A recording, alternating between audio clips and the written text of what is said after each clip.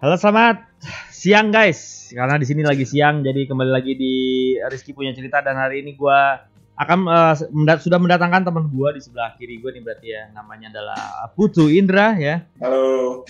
Jadi beliau gue undang sengaja karena sebetulnya gue ingin membayar hutang gue yang udah lama banget, karena gue udah lama banget ngobrol sebetulnya, Indra. Kalau gue tuh kepengen ngebahas mengenai masalah security.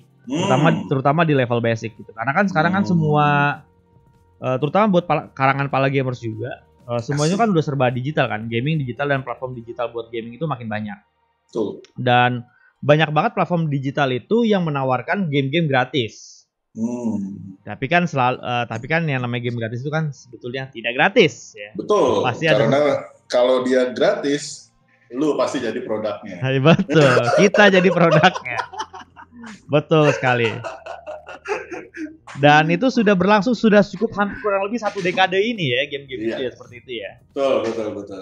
Nah, jadi sebelum kita mulai lebih lanjut ya ngobrol mengenai security ini, jadi gue akan memberi kesempatan kepada teman gue ya, Indra, untuk memperkenalkan diri dulu. Silakan bro.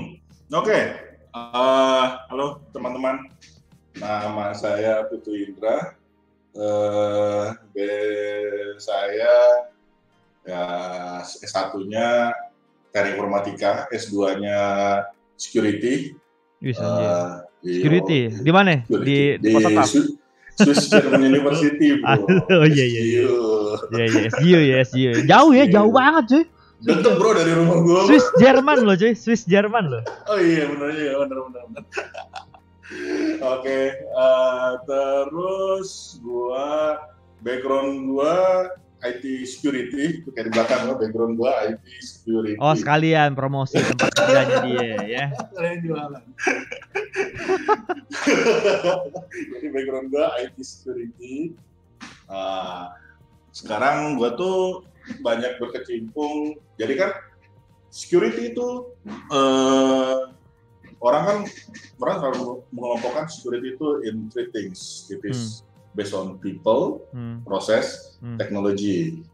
Dan security itu ada dua sisi, red team and blue team. Red team and blue team, ini kayak pil Matrix ya? Gitu, red pill. Yeah. Lu jokes bapak-bapak banget sih. Jokes bapak-bapak lo itu. Siapa tahu kan ada belum pernah. Tapi gue rasa semua orang udah nonton lah The Matrix lah ya. Iya, harusnya. Gak mungkin gak nonton gitu.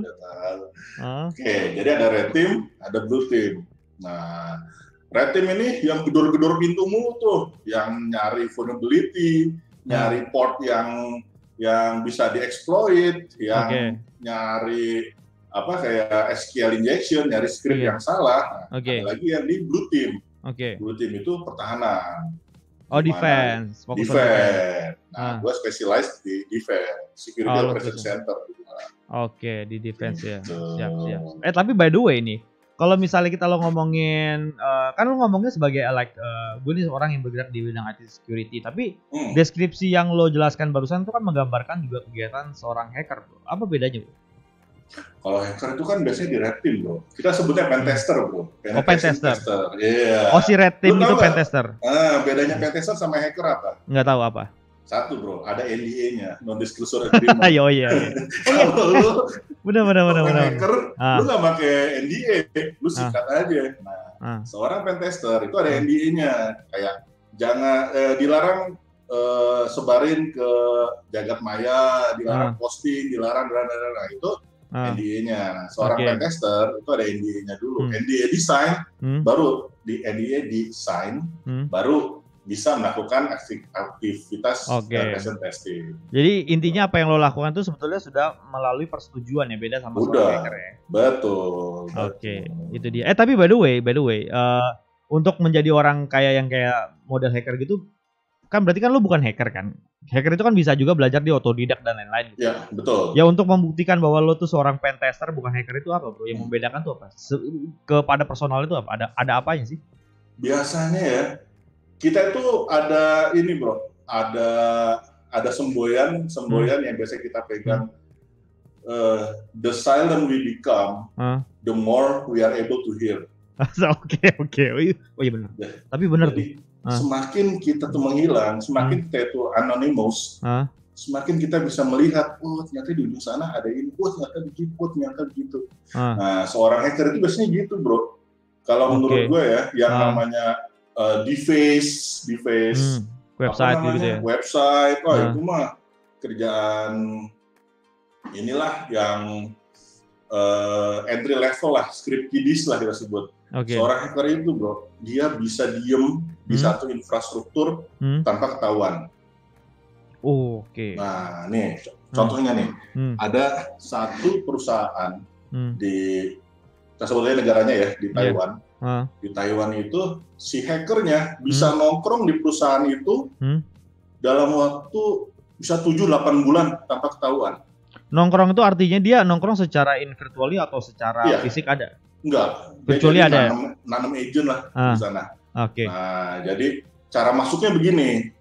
Pertama-tama, ini yang gua dapat ya, ini keterangannya. Pertama-tama itu ada email, bro, ke si sekretaris dari direksinya. Emailnya tertulis dari seorang direktur. Isinya file Excel. Judul emailnya daftar karyawan yang akan di PHK bulan ini. Nah, kalau lu jadi si sekretaris, akan lu buka nggak, bro? Ya pasti buka lah ya. Jangan-jangan gua nih, ya kan? Ya kan? Jangan-jangan gua nih. Pas dibuka, nah dia download tuh semua virusnya ke dalam PC si berarti dia nempel di belakang file Excel ya? Betul, makro. Makanya jangan di-enable makronya kalau lu nggak percaya. Makro tuh apa ya? Makro tuh apa ya? Makro itu script yang disisipkan di file Excel. Oh, jadi maksud gua kayak firewall, kayak antivirus tuh nggak ngebaca itu virus berarti? Enggak. Soalnya pada situ diklik itu baru download. Pada saat itu lewat itu nggak ada, itu kan script doang, bro. Iya. Kalau antivirus kan sementara sama firewall kan dia ngeblocking pas dia lewat kan. Betul. Dan itu ada signature. Ini kan cuma text file, nggak signature. Nggak ada virusnya, nggak ada Excel file-nya, makanya nggak detect dia. Nah, dari gitu pas dia udah diklik scriptnya itu mem-forward file tersebut ke orang-orang yang ada di address list si sekretaris. Yang ada di dalam contact list email ini. Betul. Dan gitu kan yang menerima juga, wah apaan nih? Si bos ngirim ke si sekretaris daftar orang yang di PHK nih. Jangan-jangan ada gua nih gitu. Ya klik lagi kan. Terus di forward. Tapi pas dibuka klik Excel-nya beneran literally file Excel kan? File Excel. Dan ada listnya juga kan? Ada listnya nggak? Nggak ada, cuma kosong putih. Kosong putih aja, cuma kebuka doang lembar Excel lo kebuka doang. Betul. Nah, udah gitu si hackernya sudah menanam backdoor di agentnya itu. Klien. Lalu dia langsung mulai itu namanya eskalasi, privilege escalation. Dia cari si hacker ini siapa nih? Ya adminnya. Nah, udah dapet, dia cari dia PC ini connect ke server mana aja. Dapat servernya. Nah, dari servernya itu dia menginfect ini apa namanya server antivirus. Nah, jadi pada saat ada Windows update, dia tetap nge-patch lagi tuh. Jadi tetap ada backdoor. Anjir pinter ya anjir.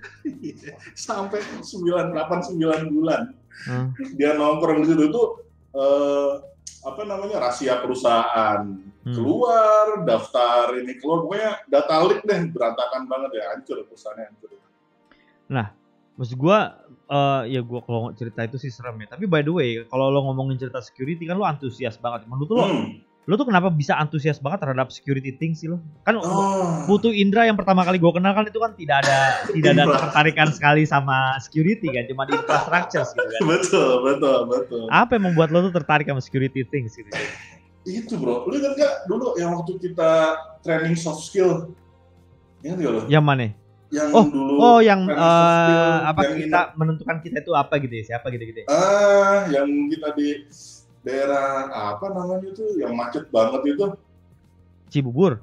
Cibubur. Kita ke Cibubur. Daerah macet banget itu Cibubur. Langsung kayak kepikirannya Cibubur bisa ya. Padahal kan bisa aja Tamrin bisa loh. Tamrin bisa loh. Cibubur bro. Nah kita kan ingat kan waktu dulu kan ada training soft skill tuh di Cibubur. Nah si trainernya kan bilang begini, kalau bapak-bapak nih punya 10 jurus, berapa yang akan diturunkan ke muridnya. Kalau lu berapa, bro? Gue punya 10 jurus, ya gue mungkin 7 kali. Nah, itu makanya dia bilang, makanya kungfu zaman sekarang nggak kayak zaman dulu. Zaman dulu pada kan bisa mecahin mecahin pohon, mecahin batu, karena ilmu ultimate-nya mati sama gurunya. Nah, waktu itu gua terus dia bilang gini, enggak Pak, salah. Gua tuh bilang jujur gua 9, gua bilang 9 karena satu ultinya harus di gua bilang. Wah, udah ada ini sponsor kayaknya tuh. Lucky day. Oh iya, oke, endorse. Jadi si pengajar itu bilang, enggak, salah Pak. Bapak kalau punya 10 jurus harus nurunin 10 jurus ke muridnya. Buat apa? Biar Bapak berpikir jurus ke-11, 12, 13 seperti apa. Akhirnya gua amalkan tuh, bro. Beneran. Lu ingat Martin Solihin gak sih? Ya, tempat kita tuh. Tahu. Ingat kan? Ya maaf ya guys, pembicaraan agak lokal ya. Ini jadi teman-teman kantor ya. Dia kan masuk tuh ya. Iya. Masuk gua. Udah, Tin, kalau lu denger ini gua ininya ke lu nih. Gua tesnya ke lu. Semua ilmu gua turunin ke si Martin.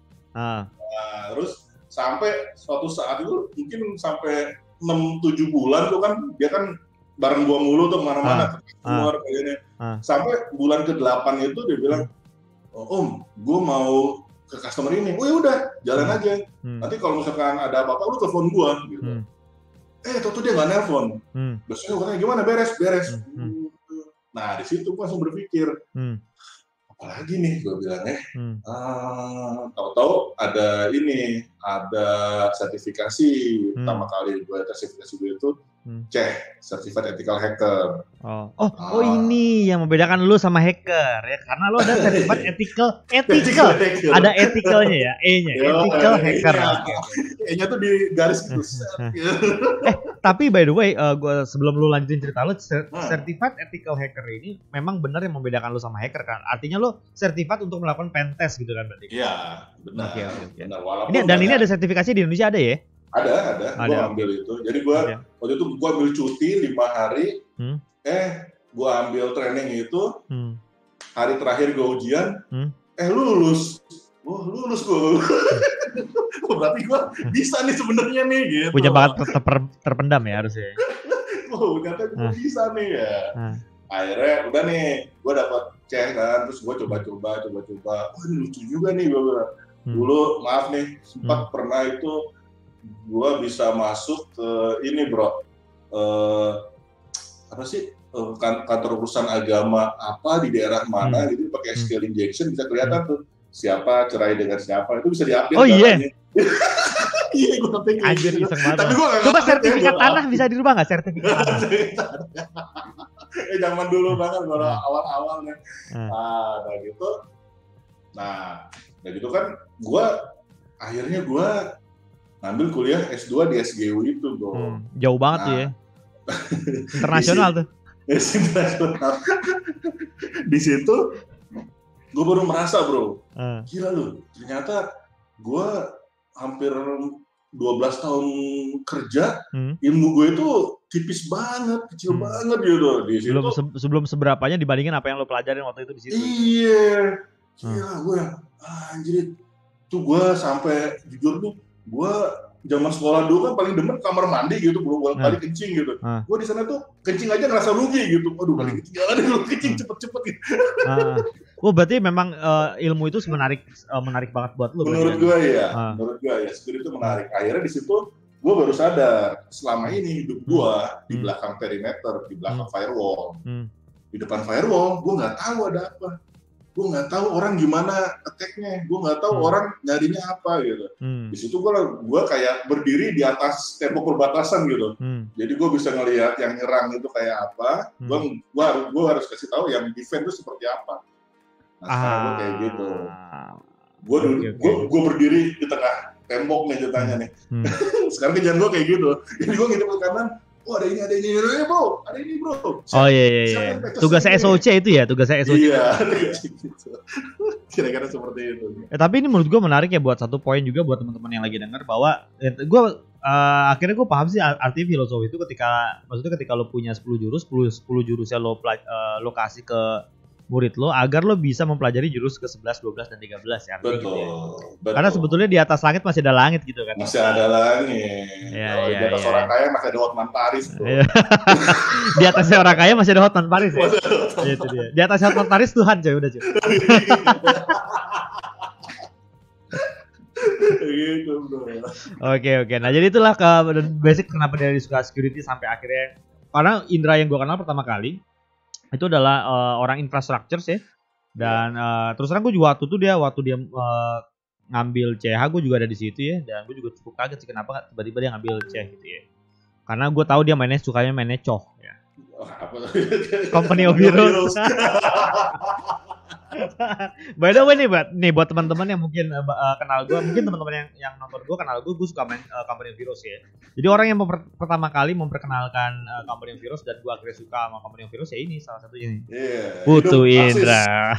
Aksis. Putu Indra salah satunya. Nah, nih sebelum kita masuk ke basic nih, gue cuma pengen tanya nih, karena kan lu bekerja udah lama banget nih. Udah bekerja banget di belakang lu juga tuh kan ada perusahaan lo tuh ya, ITsec ya. Ini tanpa menyebutkan nama boleh apa segala. Tapi kasus terbesar yang pernah lo tanganin tuh security leak kayak gimana, bro? Security leak, kasus terbesar yang terakhir ya. Itu jadi gini, gue belajar yang namanya port scanning, SQL injection dan lain-lain. Itu di kuliah S2 gue. Cukup banget ya, mungkin orang lain udah duluan tapi ya udahlah. Udah gitu, pas gue kan di infrastruktur ini kita pasang yang namanya SIEM, Security Infrastruktur Event Management. Nah, semua logs dikumpulin. Di situ pas pada saat threat hunting, kita menemukan ada satu IP mengirimkan SQL injection ke server-server ngetes. Ke server yang ada di perusahaan itu? Betul. Terus dia mencoba merubah nama ibu kandung, tempat tanggal lahir. Dari data karyawan maksudnya? Iya, dari data nasabah. Wih anjir. Bayangin apa jadinya kalau lu punya utang di satu bank, nama lu berubah. Jadi bukannya Rizky Abdallah, terutang terhadap Rizky Abdallah dengan nama ini, enggak, itu berubah namanya. Apa jadinya, bro? Wah itu anjir. Bersih dong lu gak punya utang sama sekali. Iya bersih, ataupun maksud gue itu kalau misalnya dibuat niat jahat, gue maksud gue bisa aja kayak tetangga gue nih, gue niatin jahat gitu kan? Bisa. Oke. Akhirnya kita ngambil penyelidikan kan. Dia melakukan, maksudnya si threat itu bisa melakukan hal itu. Betul. Terus pas kita cari, ternyata ada nih dari IP sekian, IP sekian, cabang sekian, jam sekian. Kita cari CCTV-nya, dapat ternyata satpam di tempat itu. Satpam punya kemampuan seperti itu. Satpam, coy. Oh iya, gue juga amazed. Sama kayak lu lah mukanya pas gue tahu itu satpam cabang. Maksud gue anjir satpam. Iya coy. Serius. Maksud gue dari the least expectation, maksud gue kalau lo mau mencurigai orang kan mungkin orang IT, mungkin karyawan lah ya, mungkin yang punya kemampuan. Ini satpam cuy. Bener, satpam. Nyamar kali itu satpam cuy. Agak bro, emang satpam cabang situ. Ya maksud gue nyamar kali, dia bukan satpam kali cuy. Satpam, emang satpam cabang itu orang situ aja nggak ada yang percaya. Soalnya itu memang, jadi kayak kan kalau bank udah selesai cabang kan ditutup tuh. Si sana kan udah mbak, nggak apa-apa, saya aja ngunci gitu. Ntar pak ke dalam sebentar gitu. Itu dia udah nyiapin semua skripnya bro, dia tinggal titik slash enter tuh jalan tuh skripnya, udah kayak di film-film gitu lah. Guys ya, mungkin bagi teman-teman yang mungkin saat ini mungkin meng-hire satpam ya di perusahaannya, mungkin satpamnya perlu dicek lagi. Maksud gue, lo tanya pas interview, tolong pak kemampuan yang lain apa pak? Coba. Apakah bapak bisa kemampuan komputer gitu? Iya. Gila loh. Oke. The least expectations ya maksud gue. Iya. Makanya kan dibilang security kan people, process, technology. People is the weakest link. Gitu bro. People is the weakest link ya. People is the weakest link. Kenapa bisa menjadi the weakest link? Karena behavior berarti. Karena paling gampang dia dirubah. Kayak misalkan kalau lu mau merubah proses, berarti kan lu harus ganti SOP ini itu, approval ini itu susah. Lu mau merubah teknologi, yang bisa merubah teknologi siapa? Orang-orang tertentu aja ya. Iya, misalkan harusnya port sekian itu di blok, tahu-tahu dia nih gua kasih dia 1 juta, tapi lu buka ya port ini untuk ke server yang ini. Saya bisa ngerubah people doang. People is the weakest link. Iya, cuma gara-gara anjir tuh. Gue masih kagum sama satpamnya anjir. Kalau kenalin gue anjir bangsat. Coba ya, nanti gue bayar 1 juta, siapa tahu bisa utang gue semua bisa hapus gitu. Iya, bisa hapus bro. Wah gila. Oke, menarik. Tapi nah kita kan sekarang lagi ngomongin people, kita ngomongin people the weakest link gitu ya. Nah dan balik lagi ke omongan kita tadi awal bahwa sekarang itu banyak banget aplikasi atau platform yang menyediakan jasa itu gratis ya. Tapi sebetulnya ya tadi lo bilang produknya adalah kita gitu. Itu maksudnya kayak gimana bro? Oh, lu pernah jadi gue sebutnya langsung ya, di Netflix itu ada 2 film yang lu bisa tonton kalau mau yang pasti mendukung pendapat gue nih. Yang pertama itu Social Media Dilemma. Iya. Yang kedua itu gue udah nonton lagi tuh. Udah ya? Bikin gue parno ya. Langsung didegan lu kan. Langsung parno tuh gue. Silakan nonton The Social Dilemma tuh bagi teman-teman yang belum nonton Netflix. Social Dilemma. Yang kedua itu the Greatest Hack kalau nggak salah. Atau gue belum nonton tuh. The Biggest Hack atau The Greatest Hack. Oke. Jadi yang Social Media Dilemma kan udah tahu tuh. Kita di sosial media itu data apa yang diambil. Terus kita dibikin seakan-akan modelnya si Indra itu sukanya ini itu nanti iklannya ini itu sesuai dengan yang Indra suka. Nah itu satu itu.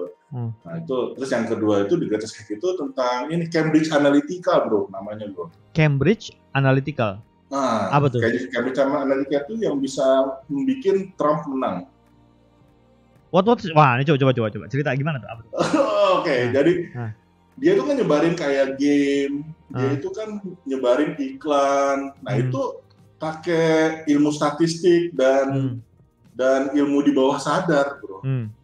Itu membuat orang Amerika memilih Trump menang. Lu bisa tonton filmnya. Itu terus Brexit, Inggris Brexit juga tulahnya Cambridge Analytica juga. Oke, pada dasarnya si Cambridge Analytica ini ngapain sih, bro? Dia itu memasukin ke bawah sadar lu, alam bawah sadar lu, bahwa pesan dari Trump sponsornya. Itu lewat game. Gamenya itu cuman game kayak apa? Jalan di sungai, game free, jalan di sungai harus lompat. Ternyata itu ada pengaruhnya untuk masukin pesan ke otak kita gitu loh, bro. So if it is free, you are the product. Ya karena kita dijadiin kita dijadiin modelnya. Iya. Karena sejauh yang gue tahu tuh cuma kayak misalnya data-data yang kita pakai dan behavior kita kan dipakai tuh sebetulnya kan. Misalnya kayak contoh yang paling ini kejadian banget gue baru-baru ini. Jadi ini kan gue punya HP nih. HP gue kan selalu nyala mic-nya. Karena kan buat voice comment, buat gue nyari play misalnya kayak play lagu, baca email dan segala macam. Kadang-kadang gue kalau lagi malas nih gue taruh meja, gue suka gitu aja. Please read the message, please play song. Jadi kayak gitu kan. Nah, jadi mic-nya selalu nyala gitu. Dan kemarin itu gue lagi ngobrol di Discord nih, lagi ngobrol di Discord, gue lagi nyari mic. Gue lagi nyari mic nih, mic yang bagus segala macam. Lo tau nggak lo? Nggak nyampe 5 menit cuy, tiba-tiba ada notifikasi Tokopedia yang tulisnya mic yang cocok buat Anda. Lu baru itu bro, gua. Jadi tim gua kan ada 5 orang bro. Dari itu ada 1 orang itu mau ganti handphone. Gua mau nyari iPhone nih, dia ketik bro di Tokopedia dia cari iPhone gitu, enter. Tahu apa? Datang SMS bro ke gua. iPhone yang baru nih, itu 3 orang, 3 dari 5 orang di ruangan itu dapat SMS yang sama. Kok bisa ya? Maksudnya ketiga orang kan bukan lu yang browsing gitu. Iya, gue juga nggak pernah mahal. Gue ada kepikiran mau beli iPhone mahal, tapi itu yang terjadi. Kita yang, gitu. Lu dapat, lu juga dapat, lu buset gitu. Tapi by the way ya, sejauh ini lo bergerak kan karena lo bergerak di defense, maksudnya di bagian yang tadi defense juga. Betul. Lo tuh lo makin lama tuh kan lo makin banyak tahu kan sebetulnya kan. Lo sendiri tuh makin ngeri gak sih? Dan berpengaruh gak sih kehidupan keseharian lo? Bagaimana lo cara memanfaatkan lo punya data gitu maksud gue? Iya, makanya gue gak punya LinkedIn, gue gak punya Instagram. Jadi ansos ya? Mau gak mau jadi ansos ya? Gak ansos sih. Gue tadinya mau hapus Facebook gue juga, tapi gue ngomong apa sama keluarga gue gitu. Nah, lu ada runyam. Lu jelasin gimana sama bapak lu gitu. Iya pak, gak ada. Yang sudah ada. Tapi yang bisa melihat, soalnya gue pernah bro, jadi gue itu nggak pernah naro nomor telepon gue cuma naruh nomor telepon gue di LinkedIn doang.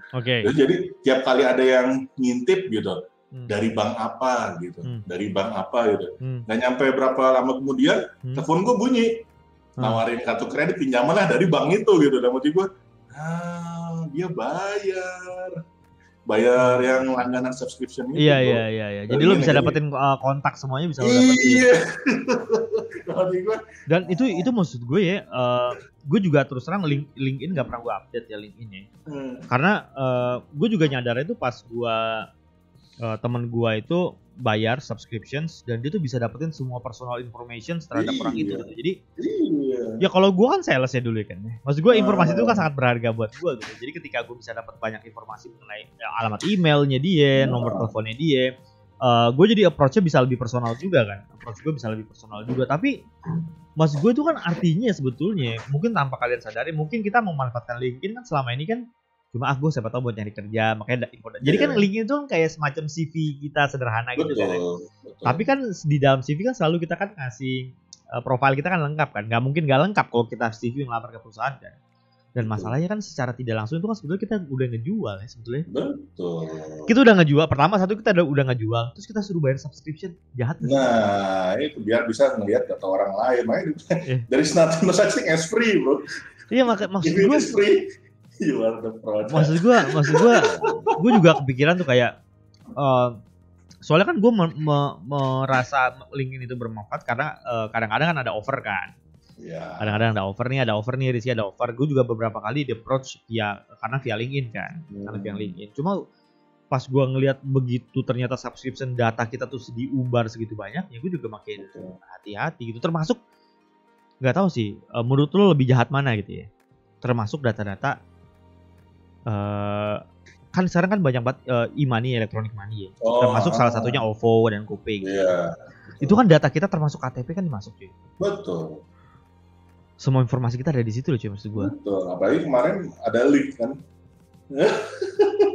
Makanya maksud gue anjir.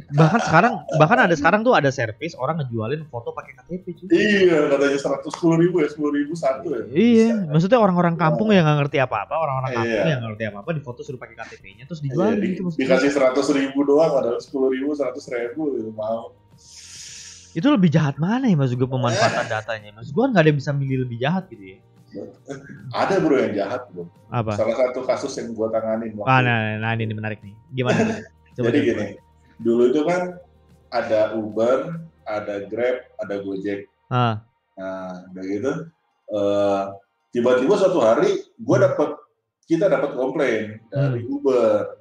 Ini salah satu driver gue nggak dapat duit, gitu lah. Kita panggil kan, gimana maksudnya? Iya, dia udah kerja buat kita udah kasih uangnya, tapi dia nggak terima uangnya.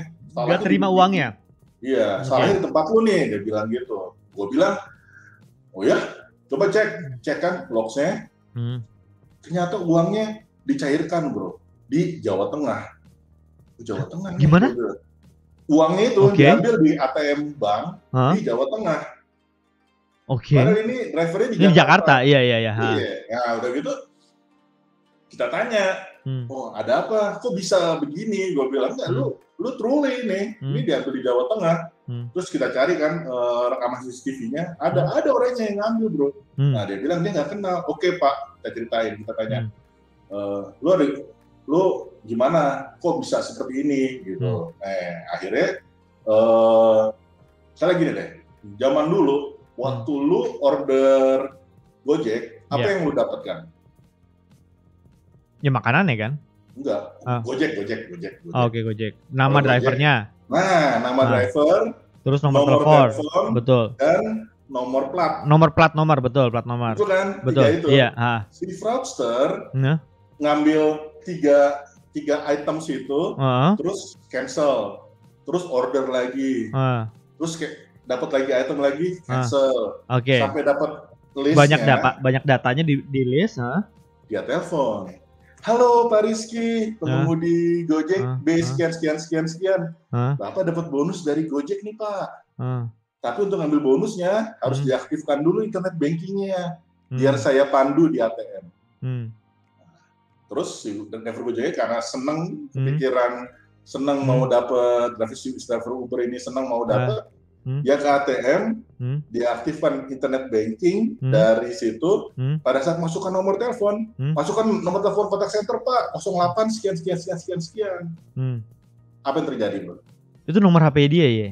Bukan, nomor HP-nya si fraudster. Nomor HP, makanya ketika duit cairnya bukan ke drivernya. Nah, si fraudsternya itu yang nyairin di ujung sana. Berarti di reroute berarti ya jalur ininya ya? Iya, jadi harusnya itu udah masuk ke rekening. Udah. Udah masuk ke rekening si drivernya.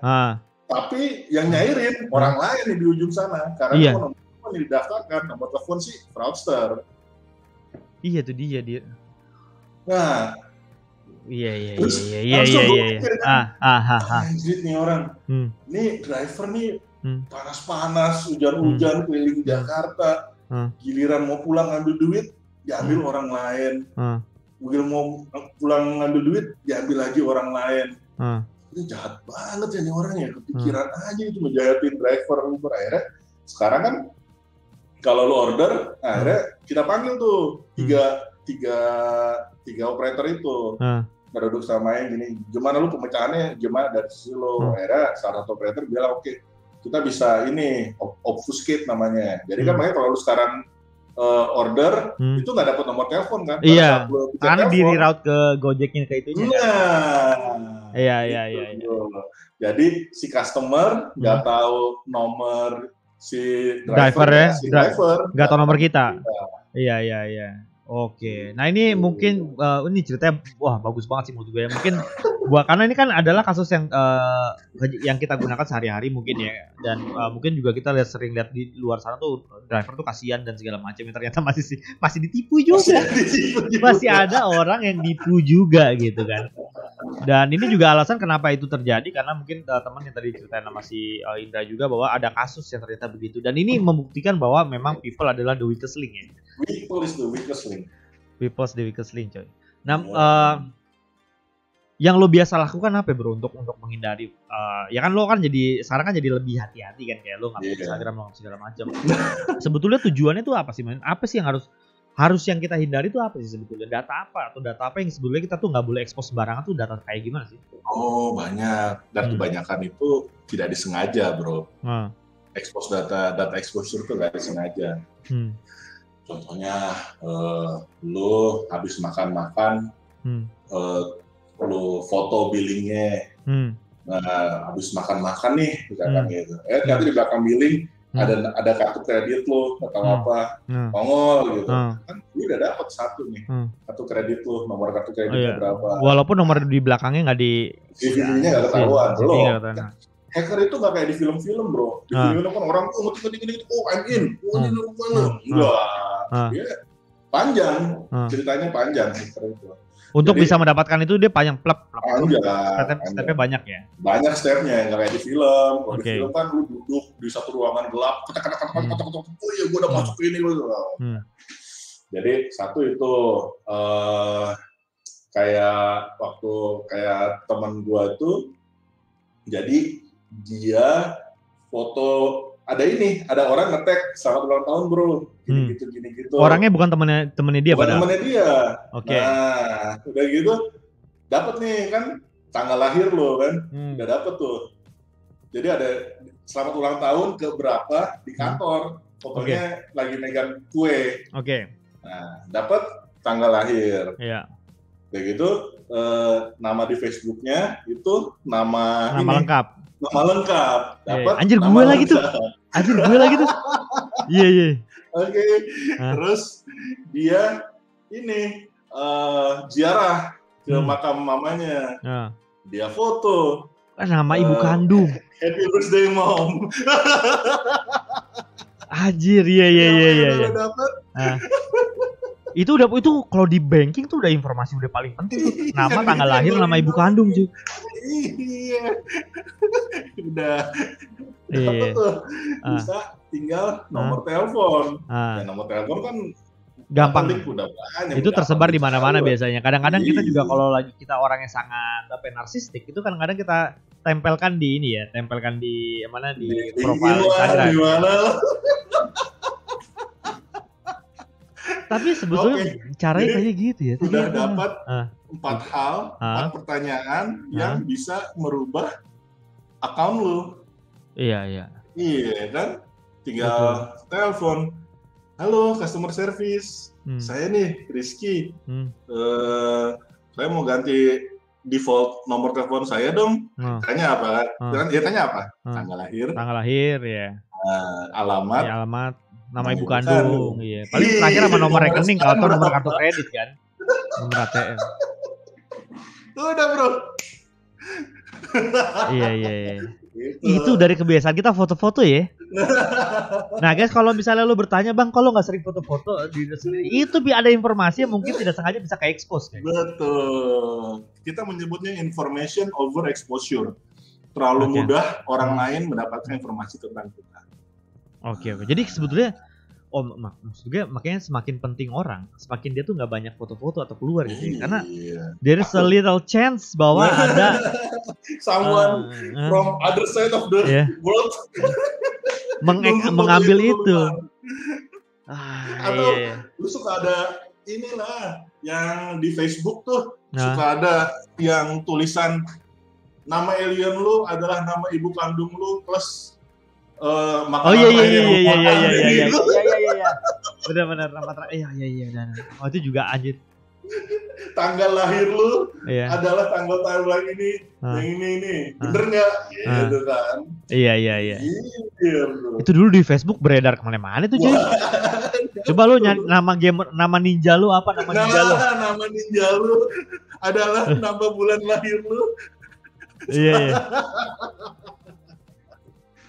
Iya, maksudnya tanpa menyebutkan pun kita akhirnya bisa nih kan 1 sampai 12. Kita bisa ngetik nama gue ini berarti ketahuan tanggal sekian. Iya. Nama ninja lu apakah nama Jepangmu? Oh iya, itu juga ada banyak. Iya. Kalau bulan Januari. Iya. Tanggal 1 ini. Orang ketik tuh. Apa tanggal lahir? Anjir, bener lagi anjir. Bener loh. Iya. Itu namanya social engineering, bro. Iya. Tapi soalnya kalau lo nyerang dari depan, apalagi perusahaan besar itu banyak yang implement yang namanya honeypot. Honeypot, oke. Gue pernah dengar istilahnya, tapi apa itu sebenarnya honeypot? Honeypot itu adalah sekumpulan server yang ada di DMZ, yang ada di antara depan. DMZ itu demilitary zone. Kalau di firewall ada namanya zona DMZ. Nah itu biasanya kayak email server, terus web server, taruhnya di DMZ karena akan diakses sama luar. Nah, honeypot itu satu cluster server itu ada file servernya, pokoknya lengkap deh semuanya ada.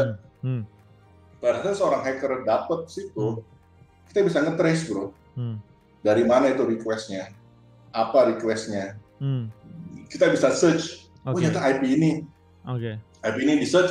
Ternyata misalkan terdaftar di atas nama dari Telkom. Telkom cari IP ini, siapa yang punya IP publik ini. Ternyata warnet ini yang ada di sini.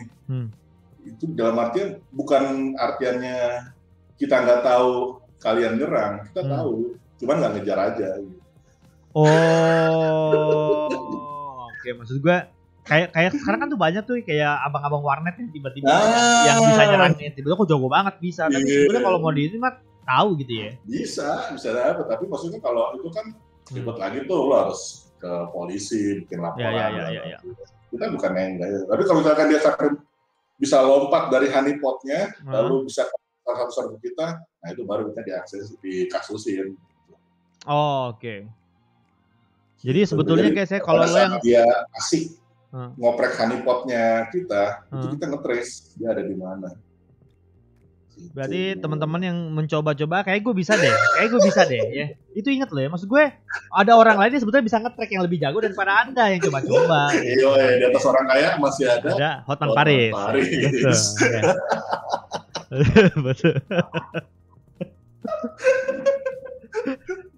Iya. Jadi gue rasa sosial. Jadi bagaimana kita sebetulnya kalau misalnya kita tetap pengen eksis di dunia maya nih, maksudnya bagaimana kita tuh bisa bijak gitu menyikapi biar kita tuh tidak tereksposur data-data krusial kita tuh gimana bro sebetulnya harusnya gimana? Self awareness sih bro. Jangan mengekspos sesuatu yang menyangkut dengan data diri lo, kayak tanggal hari ulang tahun lo, siapa nama emak lo, terus nomor-nomor kartu kredit lo atau kartu debit lo, nomor rekening lo. Nah itu sebisa mungkin pamer saldo di ATM. Soalnya gue pernah ini bro, jadi salah satu teman gue di Facebook itu ini jadi dia komplain ke pengurus apartemennya, dia nggak dapat parkiran gitu. Surat komplainnya itu dia foto. Nah di surat komplain itu kan ada nama dia, alamat dia, nomor telepon dia. Tinggal nyari nama ibu kandung. Iya, maksud gue itu kan kayak ya kita kan tanpa nggak sadar. Ya. Karena kan kita uploadnya atas dasar kemarahan gitu kan. Anjur, gue nggak dapat parkir, kambing. Akhirnya nih, gue kalau lo upload itu data-datanya lo itu di blur gitu loh bro, di mosaik, gitu. Atau di garis-garis ya. Kan ketahuan kalau lu udah komplain, Iya. Itu sebetulnya anjir kalau dipikir-pikir gampang banget yang ngetek orang tuh dari situ ya. Gue bahkan maksud gue nggak perlu sertifikasi hacker atau apapun gitu maksud gue. Kayak kayak gue tuh kayak ya udah gue coba dengerin aja. Oh iya udah dapet nih gue nih. Bahkan maksud gue teman-teman terdekat sendiri deh coy maksud gue ya. Iya makanya kan itu kan pada saat lo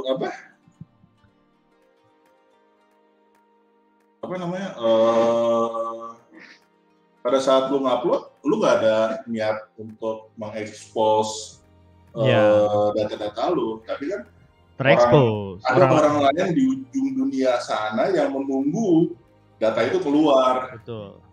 Dan melihat ini data ini sebetulnya data yang paling berharga dibandingin duit semiliar pun bisa dimanfaatin apapun. Dan waduh, gue sih cuma takut gini ya, bagi teman-teman yang abis dengerin podcast ini, tolong ya, kan lu udah tahu triksnya, tolong jangan dilakukan, maksudnya untuk melakukan hacking itu jangan ya, jangan jahat ya, karena ternyata semudah itu. Karena ternyata kita tahu, kita nggak ngejar aja. Iya. Oke, itu tadi udah tips and trik sudah dikasih ya, maksudnya dari Indra sederhana sih. Tapi menurut lo sendiri cuy, lo kan udah lama banget nih bergerak di bidang security gitu ya. Maksud lo masih banyak gak sih ilmu di luar sana yang menurut lo jauh lebih canggih, jauh lebih ini. Dan kalau misalnya lo ukur nih ilmu lo nih misalnya 1 sampai 10 di dunia security ini, lo tuh di mana itu posisi lo? Wah, kalau di ilmu security, gue itu cuman setetes air di tengah lautan bro.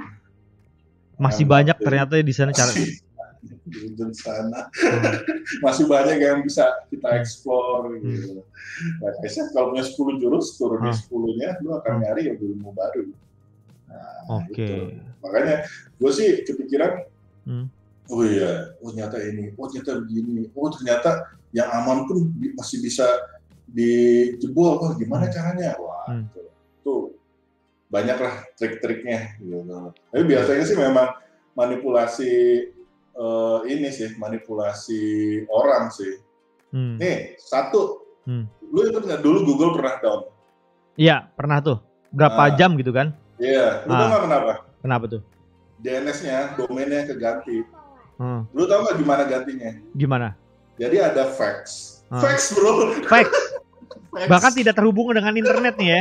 Fax ya. Ada fax. Masuk ke kantornya Google. Itu dibilang dari Department of Defense. Google harus mengganti ke DNS kami biar aman. Dapat fax kayak gitu, panik adminnya, langsung dia ganti. Akhirnya apa? Tanpa approval. Gue dipecat tuh orang sih udah jelas sih anjir. Tapi kan iya. Ini siapa yang pakai faxnya masih ada bro. Iya makanya maksud gue.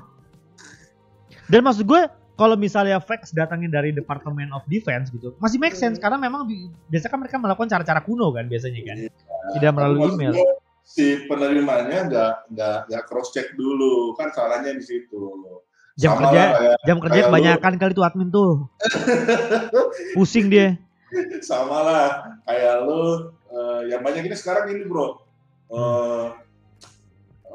Saya kasir Indomaret ini mohon maaf saya salah kirim voucher listrik. Voucher listriknya itu punya panti asuhan yang ada di mana gitu. Tolong kasih nomor voucher listriknya ke saya gitu. Itu sebenarnya kan buat nge-reset WhatsApp biar WhatsApp-nya pindah ke nomornya si fraudster. Kalau lu nyebutin 6 digit itu, udah WhatsApp lu hilang, udah pindah langsung. Lu kan kalau mau ganti nomor WhatsApp kan gitu. Iya. Pada saat lu lu masukin nomor telepon yang lamanya, masuk tuh SMS-nya ke nomor telepon lama lu. Iya. Nah itu lu input di nomor baru, lu ganti nomor. Nah itu yang dilakukan oleh fraudster sekarang kayak gitu salah satunya.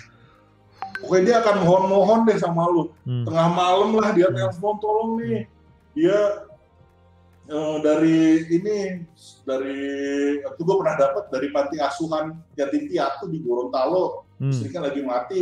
Tolong kirimin nomor telepon, tolong kirimin nomor PIN-nya yang udah dikirimin ke nomor bapak. Itu nomornya PLN. Saya salah kirim, saya ikutnya nomor bapak kayak gitu lah.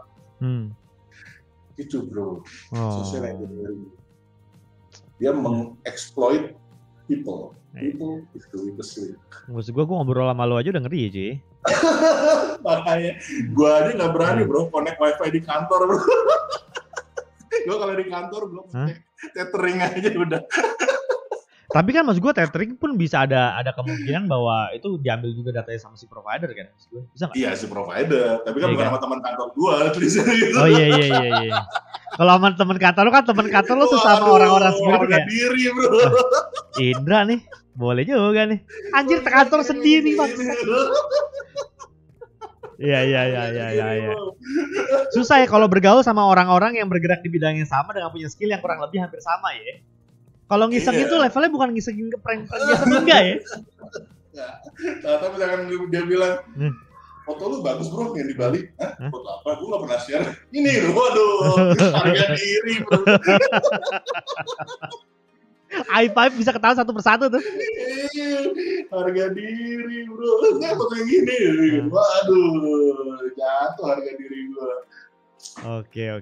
So menarik banget ya. Kayaknya kalau misalnya kita mau ngomong lebih teknikal, harusnya sebetulnya banyak banget hal yang bisa kita ngomong lebih teknikal ya. Karena ini waktu udah juga kurang lebih hampir sejam ya. Gue rasa dari obrolan kita yang kurang lebih hampir sejam ini kita banyak dapat insight ya bagaimana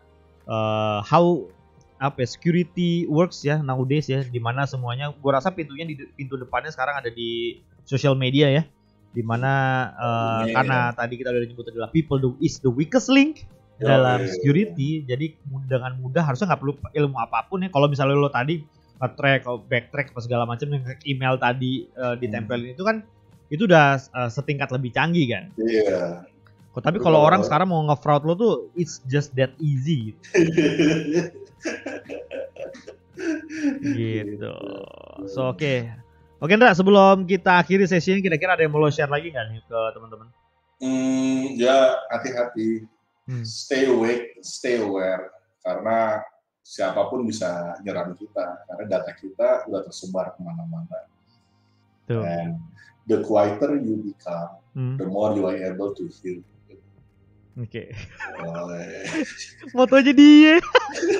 Bukan sih. Itu. Oke. Ada ini ya. Gitu ya. Gitu. Ya, dan dia bukan berarti nggak tahu. Betul. Gue mau denger aja. Betul. Karena nih gue kemarin dengar di podcast dia juga keamanan.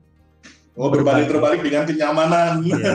Keamanan berbanding balik dengan kenyamanan. Ya. Gitu. Jadi kalau mau nyaman ya mau nggak mau nggak aman. Tapi kalau mau aman nggak nyaman. Iya. Gitu, harus bisa seimbangin. Itu kerjanya orang bisnis sih sebenarnya. Orang teknikal aja sih. Tapi di security works juga sama by the way kan. Karena kan kita juga jadi nggak nyaman kan. Kita nggak bisa input ini, nggak bisa nge-share banyak hal dan lain-lain. Karena ya satu hal, karena punya keamanan kita kan. Betul.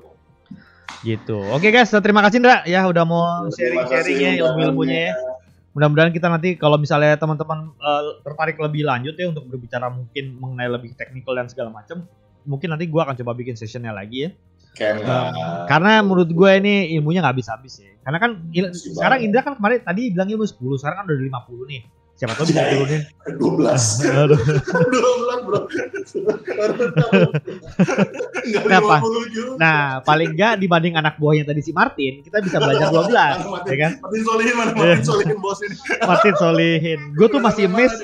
Gue tuh kalau sama Martin tuh gue masih miss bagaimana dia nge-present how the universe works. Dia pernah bikin FYP. Oh ya?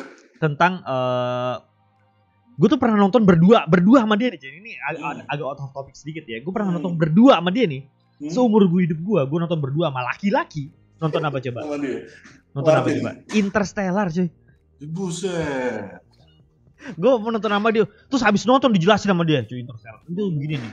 Itu ilmunya gue bilang buset. Gue bilang segitu ya lo passionnya ya sama universe ini ya. Oh sama satu lagi bro. Dia tertarik sama ini bro. Waktu itu kan lihat kan teman kita satu lagi Hartono. Iya Hartono. Ya halo Hartono ya. Halo Hartono. Hartono sekarang jadi pakar pialang cuy. Woi, galak deh. Nah, dia tuh bilang gini, kan waktu itu Hartono married. Gitu. Dia bilang, Tin, lu tuh lu nggak malu lu salah sama Hartono. Hartono punya cewek, udah married lagi. Dia bilang, beda bro, beda gimana, orang mau satu sekolah sama, SMA sama, kuliah sama, gue bilang kan asal daerah sama, gue bilang gitu. Iya, dia udah married, tapi gue lebih jago hardware sama daripada dia, bilang gitu. Terus lu ingat gak dulu ada yang namanya Monik? Iya. Nah, gue tanya Monik, Mon kan, Monik lebih suka RT Radeon atau Nvidia GeForce, gue bilang gitu. Oh ini cuman, gitu. Tuh kan Tom, sekarang lu ngerti kan kenapa lu belum married gue bilang. Karena tidak ada yang peduli dengan hardware. Gak ada yang peduli dengan hardware. Cewek gak peduli sama hardware. Martin lanjut. Kan lu tau kan nama lu belum married gue bilang. Iya. Lagi. Monik mau dibawain vanilla latte apa macchiato, karamel macchiato, gue bilang, boleh mas karamel macchiato. Nah, sekarang lu tau kan harus kemana ngomongnya kan gue bilang. Itu soalnya gue inget dari Martin. Gue langsung diem gitu. Mana Martin kayak begitu lagi kan? Kurus kecil, gak tau sekarang masih kurus kecil gak ya? Udah lama gue sejak keluar dari gue gak pernah ketemu dia lagi deh. Aduh, oke guys, nanti kalau kita kebanyakan ngomong kita jadi ngomong lokal. So anyway, gue akan akhiri sesi ini. Terima kasih banyak sekali lagi buat teman-teman yang udah join dan jangan lupa untuk tinggalkan kolom komentar kalian di bawah mengenai topik ini ya. Siapa tahu kalian ada pertanyaan atau nanti kalau ada pertanyaan yang hubungan teknikal nanti gue bisa sampaikan ke Indra untuk dia bisa nanti bantu jawab. Dan kalau misalnya teman-teman tertarik untuk lebih dalam lagi ngebahas mengenai masalah security, nanti gue akan coba cari waktu beliau nih untuk bisa lebih sharing sedikit lebih banyak daripada apa yang kita bicarakan di video kali ini. So, thanks a lot Indra ya. Thank you. Sampai ketemu lagi kita di next video guys. Thank you and bye-bye guys. Dah.